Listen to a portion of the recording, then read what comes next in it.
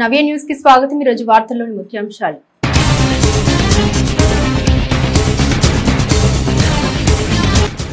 బాపట్ల సూర్యలంకలో ఘనంగా 11వ అంతర్జాతీయ యోగా దినోత్సవం। యోగా దినోత్సవ వేడుకలకు పెద్ద ఎత్తున హాజరైన ప్రజలు, యోగాసనాలతో అలరించిన విద్యార్థులు।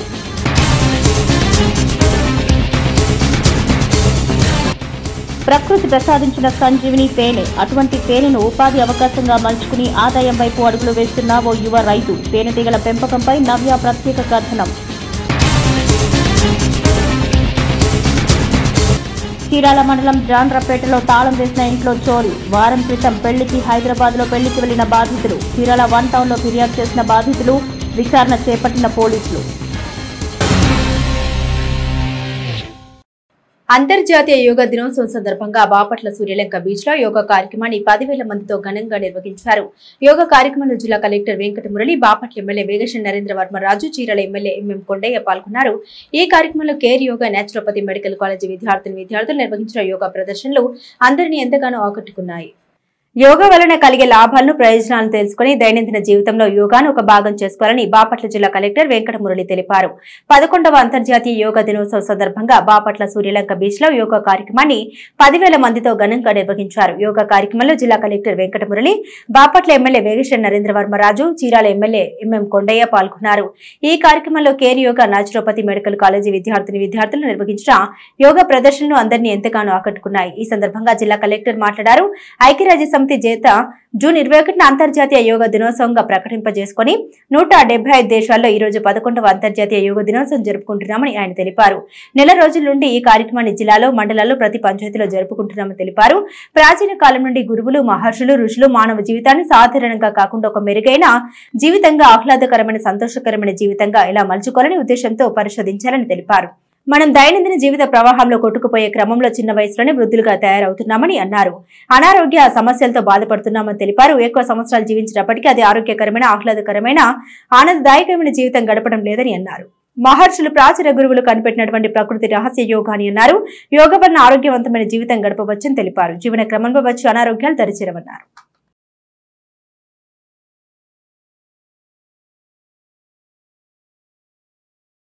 ఐక్యరాజ్య సమితి చేత జూన్ 21వ తేదీని అంతర్జాతీయ యోగా దినోత్సవంగా ప్రకటింపచేసుకొని 172 దేశాలలో ఈరోజు మనం యోగా నిర్వహిస్తూ పాటిస్తున్నటువంటి శుభదినాన మరి మనం నెల రోజుల నుంచి ఈ కార్యక్రమాన్ని నిర్వహిస్తూ ఉన్నాం। నేను ముందే చెప్పాను మీకు, మరి ఎందుకు మనం చేస్తున్నామనే ప్రశ్న మనం వేసుకుంటే మరి మన ప్రాచీనమైనటువంటి గురువులు, ఋషులు, మహర్షులు వారు మరి మానవ జీవితాన్ని ఒక రొటీన్ గా కాకుండా దాన్ని ఒక మేలైన జీవితంగా, ఒక మెరుగైన జీవితంగా, ఒక ఆహ్లాదకరమైన, సంతోషకరమైన జీవితంగా ఎలా మార్చుకోవాలని పరిశోధించారు। మరి మనం జీవిత క్రమంలో, దైనందిన కార్యకలాపాల్లో మనం అలా పడిపోయి ప్రవాహంలో కొట్టుకుపోతూ ఉన్నట్టయితే మరి 40 ఏళ్లకే వృద్ధులైపోతారు। మోకాళ్ళు వంగవు, మోచేతులు వంగవు, మెడ వంగదు, నడుము వంగదు, మరి 40 ఏళ్లకే వృద్ధులవుతారు। 45 ఏళ్లకే రోగాలన్నీ చుట్టాల్లాగా పలకరిస్తాయి। మరి ఇది గిన్నిస్ రికార్డుల్లోకి ఎక్కుతా ఉంది। ఈరోజు గతంలో ఉన్న గుజరాత్ రికార్డులన్నీ మన ముఖ్యమంత్రి గారు చెరిపివేస్తూ ఈరోజు దీన్ని గిన్నిస్ పుటల్లో లిఖిస్తూ ఉన్నారు। మరి అది అన్ని గ్రామాలలో, మండలాలలో, తాలూకాల్లో నిర్వహించి రికార్డులకు ఎక్కితే ఆ 2 కోట్ల రికార్డును కూడా మనం ఈరోజు అధిగమిస్తూ మన రాష్ట్రంలో అన్ని ప్రకృతి ప్రసాదించిన వరం తేనె మానవాళికి హాని కలిగించే ఎన్నో రోగాలకు తేనె ఒక సంజీవినిలా పనిచేస్తుంది। అందుకే ప్రపంచవ్యాప్తంగా దీని వాడకం పెరగడంతో మంచి గిరాకీ ఏర్పడింది। దీంతో వ్యాపార సరళిలో తేనెటీగల పెంపకం ఊపందుకుంది। ఈ క్రమంలోనే గుంటూరు జిల్లా పొన్నూరుకు చెందిన ఓ రైతు ప్రకృతి సిద్ధమైన తేనెటీగలు పెంచి కొత్త రకం దిగుబడిని సాధించి ఆదాయం వైపు అడుగులు వేస్తున్నారు। ఇంతకీ ఆ రైతు ఎవరు? ఎన్ని సంవత్సరాలుగా తేనె సేకరిస్తున్నారు? అసలు తేనెటీగల పెంపకం ఎలా ఉంటుంది? తేనె ఎలా సేకరించాలి? లాభాలు ఎలా ఉంటాయి? వంటి పూర్తి వివరాలు తెలియాలంటే ఖచ్చితంగా ఈ స్టోరీ చూడాల్సిందే।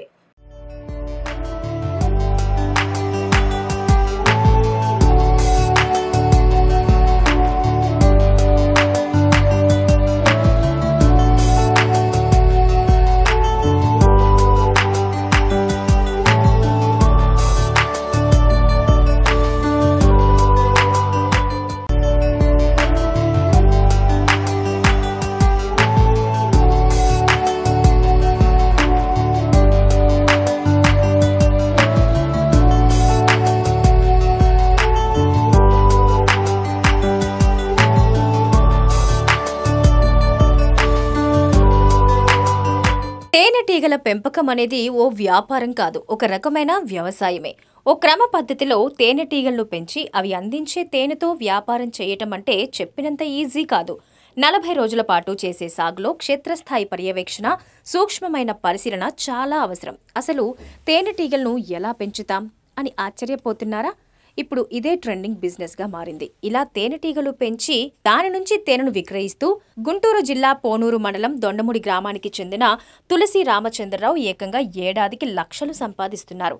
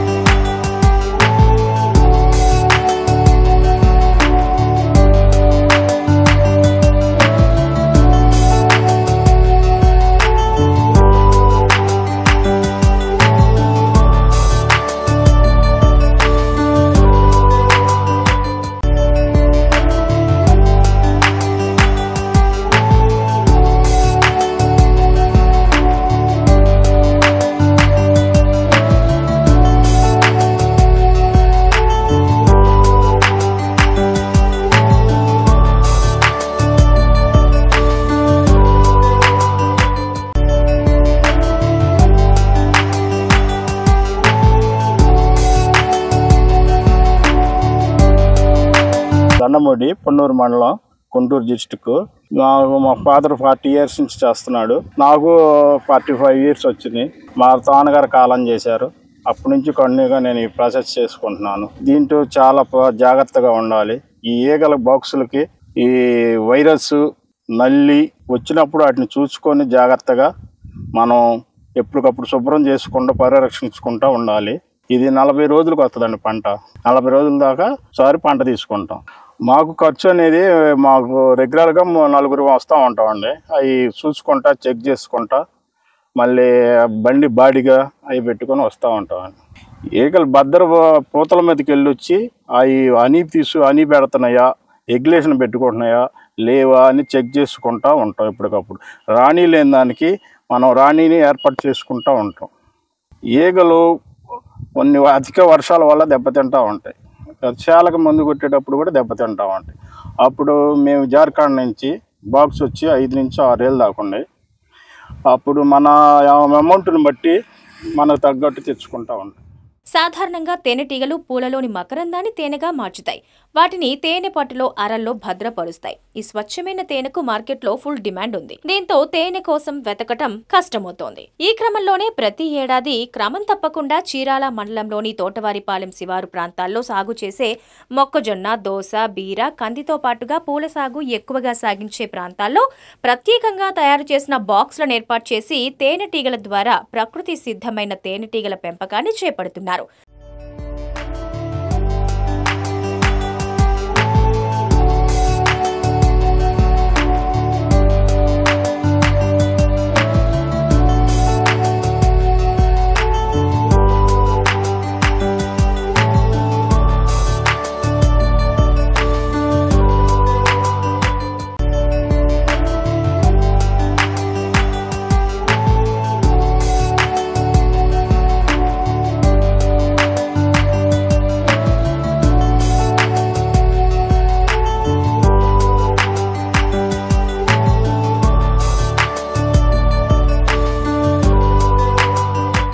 మాకు 150 బాక్సులు ఉన్నాయండి. బాక్స్కి వచ్చి 4 కేజీల కాడి నుంచి 5 కేజీలు వస్తూ ఉంటాయి. 150 × 5 క్వింటాల దాకా వస్తూ ఉంటుందండి. ఈ హనీ మనం వచ్చి షాపులకు వేసుకుంటాం, రిటైల్గా అమ్ముకుంటూ ఉంటాం. దీని రేటు 4 నుంచి 500 దాకా ఉంది మార్కెట్. మేము తింటే మనం మామూలు రెగ్యులర్గా ప్రకృతి నుంచి వచ్చేదే తీస్తూ ఉంటాం. దీనికి కొద్దిపాటి పెట్టుబడి, వనరులు, సమయం సరిపోతాయి. అయితే వాటన్నింటికీ మించి తేనెటీగలపై పూర్తిస్థాయి పర్యవేక్షణ మాత్రం తప్పనిసరిగా ఉండాలి. లేని పక్షంలో మాత్రం ఇబ్బందులు తప్పవంటున్నారు. ఎక్కడ పంటలు పూత దశలో ఉంటే అక్కడికి తేనె పెట్టెలు తరలిస్తూ నిరంతరాయంగా తేనె దిగుబడిని తీస్తూ ఉన్నారు. తేనెటీగల పెంపకంతో స్వయం ఉపాధిని పొందుతూనే మరికొంతమందికి ఉపాధినిస్తున్నారు. అనుభవం వస్తున్న కొద్దీ పెట్టెల సంఖ్య పెంచుకుంటూ ప్రస్తుతం 150 పెట్టెలతో ప్రతి 40 రోజులకొక్కసారి ఒక్కొక్క పెట్టె నుంచి 3 నుంచి 5 కిలోల వరకు తేనె తీస్తూ సుమారు 200 నుంచి 300 వరకు తేనె దిగుబడి తీస్తున్నారు. ఇక తేనె దిగుబడిని సాధించే ప్రక్రియలో ఒక రాణి ఈగ, కొన్ని మగ ఈగలు బయటకు వెళ్లకుండా పెట్టెలోనే ఉంటాయి.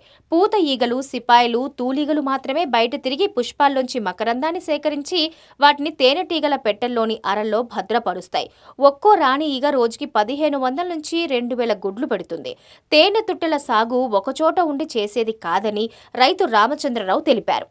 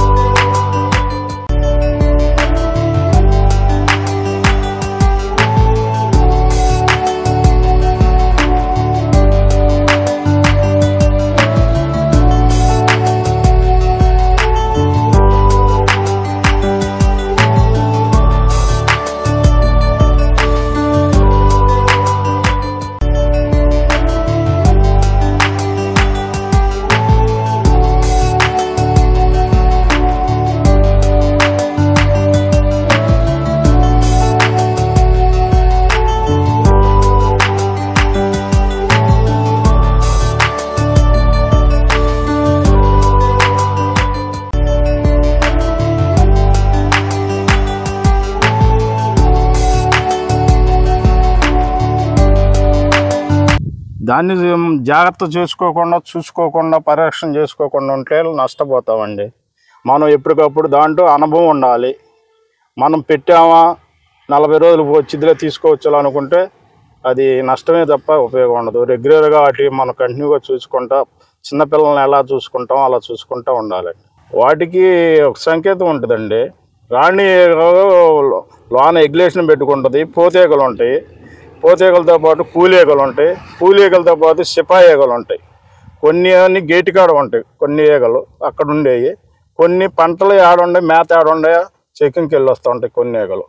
కొన్ని ఏమైనా వర్క్ చేస్తూ ఉంటాయి, పూలను హాని పిప్పొడి తెచ్చుకుంటూ ఉంటాయి. దీంట్లో చాలా అనుభవం నేర్చుకున్న తర్వాత తీర్చుకుంటే వాళ్ళకి చాలా ఉపయోగంగా ఉంటుంది. అనుభవం లేకుండా దాంట్లో సీనియారిటీ లేకుండా తెచ్చుకున్నామంటే నష్టపోతాం. తేనె తుట్టెల పెట్టెలు 3 నెలలకొకసారి ఒక చోట నుంచి మరొక చోటుకి మారుస్తూ ఉంటామంటున్నారు.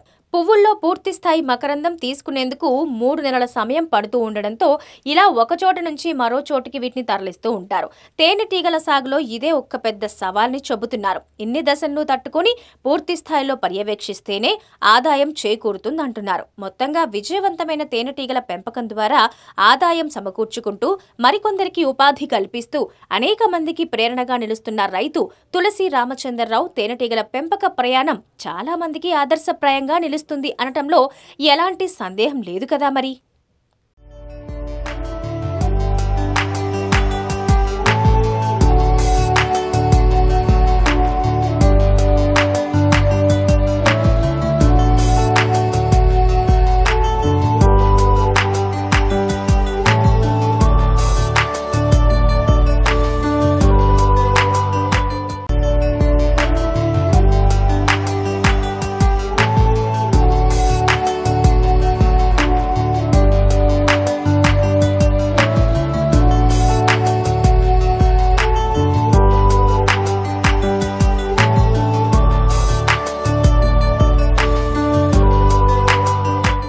చీరాల మండలం జాండ్రపేటలో గ్రామంలోని తాళం వేసిన ఇంట్లో చోరీ జరిగింది. వారం క్రితం పెళ్లికి హైదరాబాద్ కి వెళ్లిన క్రమంలో గుర్తు తెలియని దుండగులు ఇంట్లోకి చొరబడి చోరీకి పాల్పడ్డారు.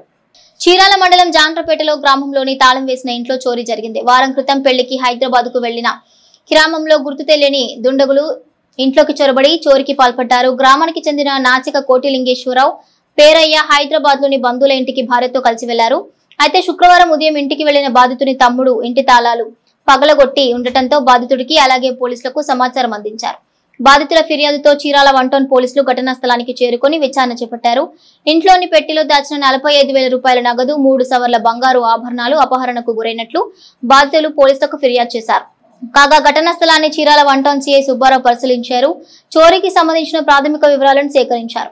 మరోవైపు జిల్లా కేంద్రం నుంచి క్లూస్ టీం సభ్యులు చోరీకి సంబంధించిన విలువైన వివరాలు సేకరించారు. మా అన్నయ్య గారు పెళ్లికి వెళ్ళారు. నాసిక్ కోట్లింగేశ్వరరావు. ఇవాళ ఉదయం చెట్లకి నీళ్లు పెట్టడానికి చూస్తే తాళం బ్రేక్ చేసి ఉంది. ఏంటి అని చూసాం. పోలీసులకు కంప్లైంట్ ఇచ్చాము.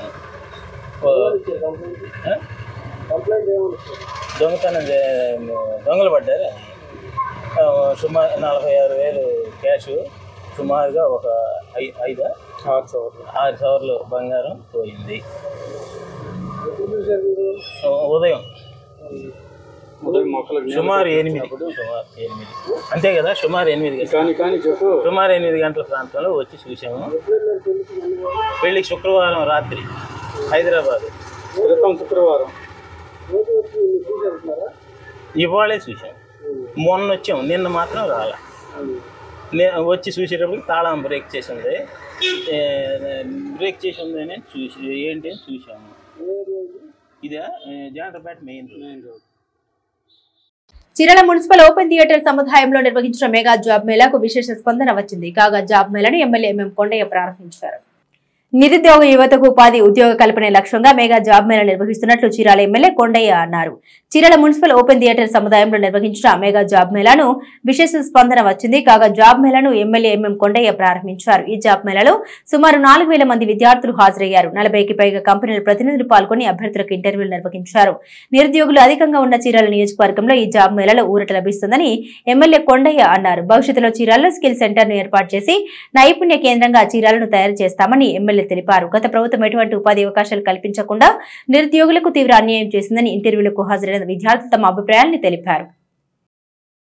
చీరాల నియోజకవర్గ ప్రజలందరికీ నమస్కారాలు. అలాగే ఇక్కడ విచ్చేసినటువంటి నాయకులు, 3 పార్టీల సంబంధించినటువంటి లీడర్స్ ఎవరైతే ఉన్నారో వాళ్ళకి, పాత్రికేయ మిత్రులకు అందరికీ నమస్కారాలు. ఇవాళ చీరాలలో జాబ్ మేళా అనేటువంటి కార్యక్రమాన్ని పెడతాం.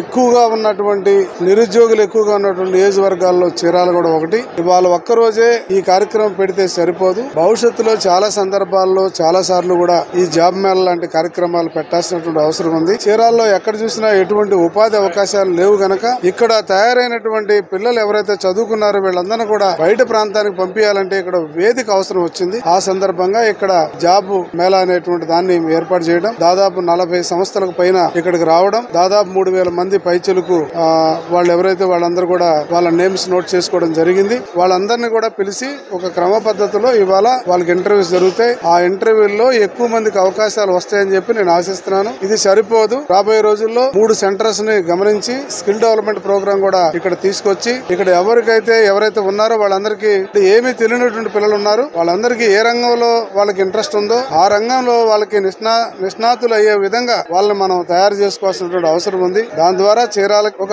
ఆర్థికమైనటువంటి రిసోర్సెస్ కూడా వచ్చినట్టు అవుతుంది. మన పిల్లలందరినీ కూడా సక్రమైన దారిలో పెట్టాలన్న సదుద్దేశంతో ఈ రోజు చీరాల శాసనసభ సభ్యుడిగా నేను, మా కేడర్ మొత్తం కూడా కలిసి ఈ రోజు పొద్దున్న నుంచి 2 రోజుల నుంచి కేడర్ మొత్తం కూడా కష్టపడుతున్నారు. అన్ని మా దగ్గర ఉన్నటువంటి అన్ని హోదాల్లో ఉన్నటువంటి వాళ్ళందరూ కూడా పనిచేస్తున్నారు. ఖచ్చితంగా రాబోయే రోజుల్లో ఇంకా మరీ కొన్ని క్యాంపులు కూడా పెడతాం. అలాగే స్కిల్ డెవలప్మెంట్ ప్రోగ్రామ్స్ కూడా పెట్టేసి అందరికీ ఉపాధి దొరికేటట్టుగా ప్రయత్నం చేస్తాం. దీని ద్వారా ఆర్థికంగా వాళ్ళ కుటుంబాలు వాళ్ళు దిగితే ఇది చీరాల అభివృద్ధిలో భాగస్వాములు అవడానికి ఆస్కారం ఉంటదని చెప్పేసి ఈ సందర్భంగా మీ అందరికీ తెలియజేస్తున్నాం. మీకు తెలుసు మన ప్రభుత్వం ఏ రోజైతే అధికారంలోకి వచ్చిందో నిరుద్యోగ ఉపాధి కల్పిస్తామని చెప్పి మనం వచ్చాము. ఖచ్చితంగా ఏ రోజైతే మన ప్రజలకి మనం ఎటువంటి హామీ ఇచ్చామో ఆ హామీలో భాగంగానే ఇదొక స్టార్టింగ్ కార్యక్రమం మన చీరాల్లో చేస్తున్నాము. ఇలాంటి కార్యక్రమాలు ఇంకెన్నో మనం చేయబోతున్నాము. శాసనసభ్యులు ఎంఎం కొండయ్య గారు ఖచ్చితంగా ఈ కార్యక్రమంలో మనందరినీ కూడా ముందలు తీసుకెళ్లడం జరుగుతుంది. కాబట్టి చీరాల్లో ఉన్నటువంటి నిరుద్యోగులందరూ కూడా ఇటువంటి కార్యక్రమాన్ని ఉపయోగించుకొని మంచి ఉద్యోగాలు తెచ్చుకోవాలని ఆశిస్తున్నాను. చీరాల ఎన్ఆర్ మరియు పిఎం హైస్కూల్ క్రీడా మైదానంలో వాకర్స్ అసోసియేషన్ ఆధ్వర్యంలో శ్రీ సత్యసాయి ధ్యాన మండలి రోటరీ వాకర్స్ అసోసియేషన్ ఆధ్వర్యంలో 11వ అంతర్జాతీయ యోగా దినోత్సవం సందర్భంగా యోగా గురువు నాగరాజు పర్యవేక్షణలో యోగా తరగతులు నిర్వహించారు. చీరాల ఎన్ఆర్ మరియు పీఎం హైస్కూల్ క్రీడా మైదానంలో వాకర్స్ అసోసియేషన్ ఆధ్వర్యంలో శ్రీ సత్యసాయి ధ్యాన మండలి రోటరీ వాకర్స్ అసోసియేషన్ ఆధ్వర్యంలో 11వ అంతర్జాతీయ యోగా దినోత్సవం సందర్భంగా యోగా గురువు నాగరాజు పర్యవేక్షణలో యోగా తరగతులు నిర్వహించారు. అనంతరం అవగాహన ర్యాలీ నిర్వహించారు. ఈ కార్యక్రమంలో దోగుపర్తి వెంకట సురేష్, అలపాటి మధుసూదన్ రావు, పోలుదాసు రామకృష్ణ, చారగుళ్ల గురుప్రసాద్, నారాయణమూర్తి, బి హేమంత్ కుమార్, శ్రీరామ్ రమేష్, డాక్టర్ డేగల శ్రీనివాస్, సిహెచ్ బాల వెంకటేశ్వరరావు, శ్రీనివాసరావు తదితరులు పాల్గొన్నారు.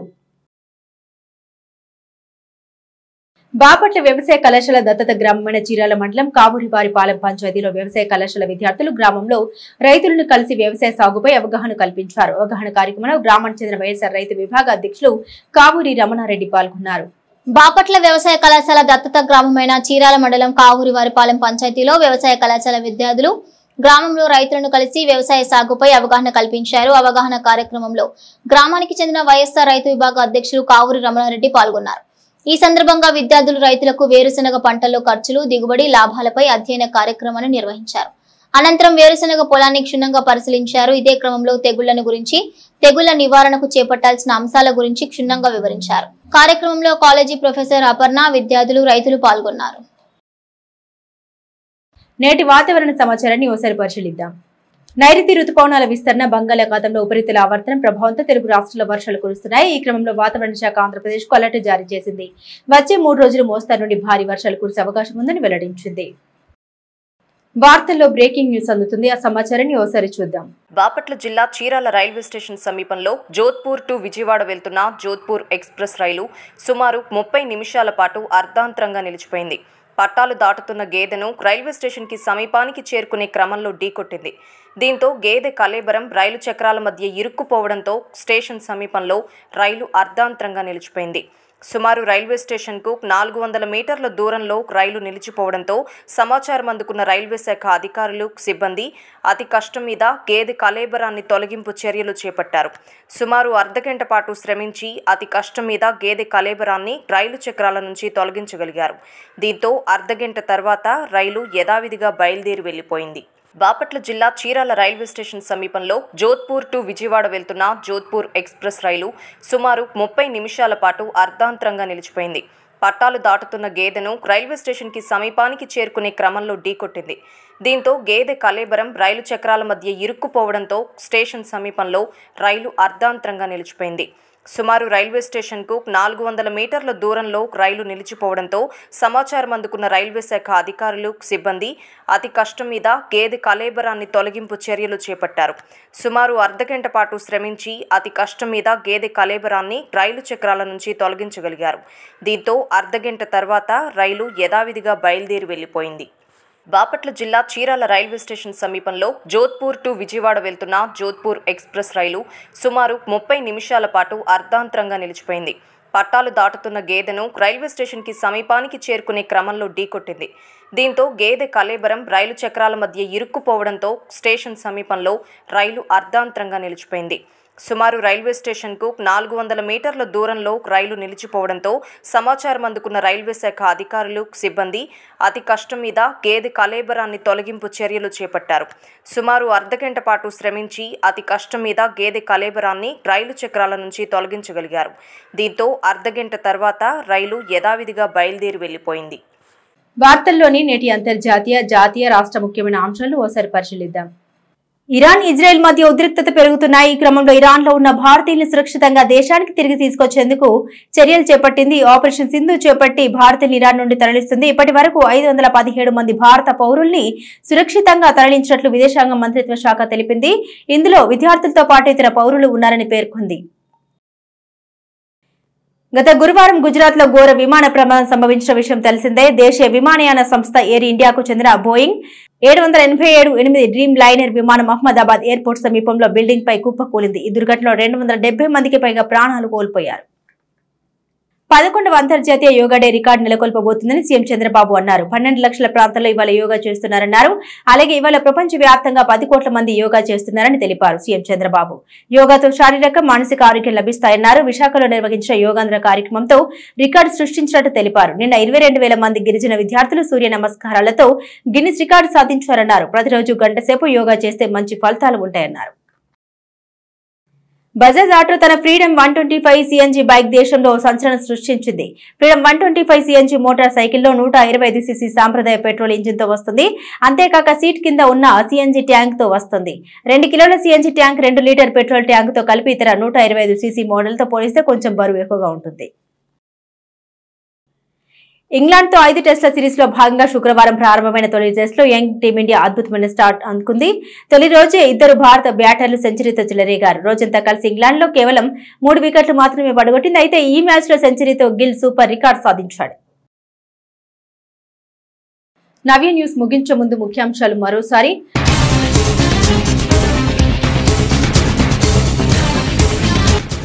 బాపట్ల సూర్యలంకలో ఘనంగా 11వ అంతర్జాతీయ యోగా దినోత్సవం. యోగా దినోత్సవ వేడుకలకు పెద్ద ఎత్తున హాజరైన ప్రజలు, యోగాసనాలతో అలరించిన విద్యార్థులు.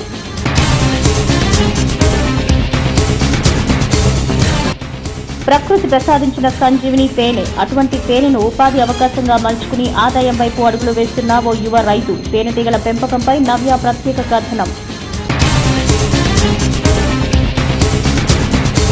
చీరాల మండలం జాండ్రపేటలో తాళం వేసిన ఇంట్లో చోరీ. వారం క్రితం పెళ్లికి హైదరాబాద్ లో పెళ్లికి వెళ్లిన బాధితులు. చీరాల 1 టౌన్ లో ఫిర్యాదు చేసిన బాధితులు. విచారణ చేపట్టిన పోలీసులు. నవ్య న్యూస్ ఇంతటితో సమాప్తం. నమస్కారం.